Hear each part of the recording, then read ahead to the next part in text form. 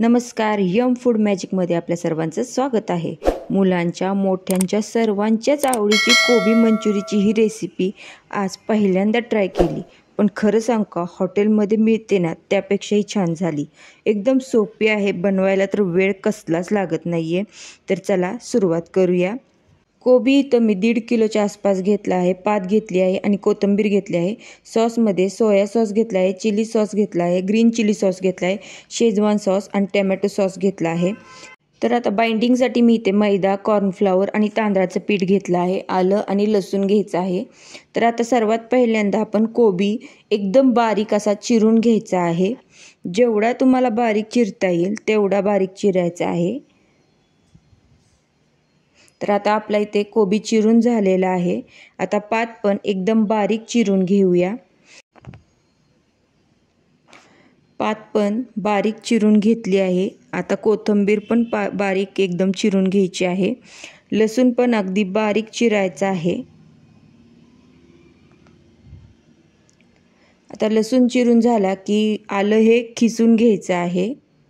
आता एका मोठ्या भांड्यात आपण कोबी काढून घेतला आहे, त्यामध्ये पात घालूया। 1 चमचा आलं घालायचं आहे, 1 चमचा लसूण घालायचा आहे आणि कोथिंबीर घालायची आहे। मी इथे 2 चमचे मैदा, 2 चमचे कॉर्नफ्लॉवर आणि 2 चमचे तांदळाचं पीठ घातलेलं आहे।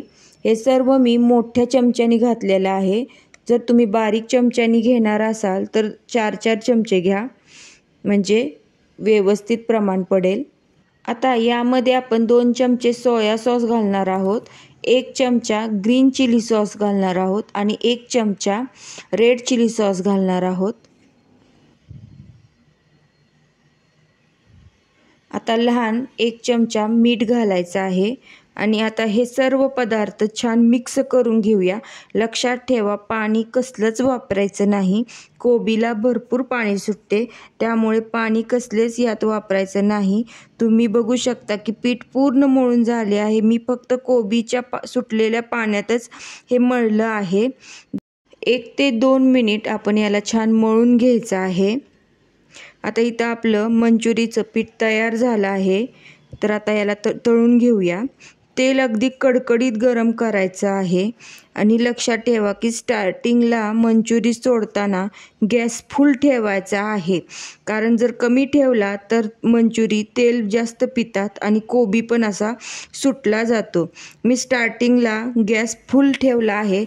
आता जवळपास 1 मिनिटानंतर बारीक गॅस करायचा आहे आणि छान लाल खरपूस होईपर्यंत तळून घ्यायचं आहे।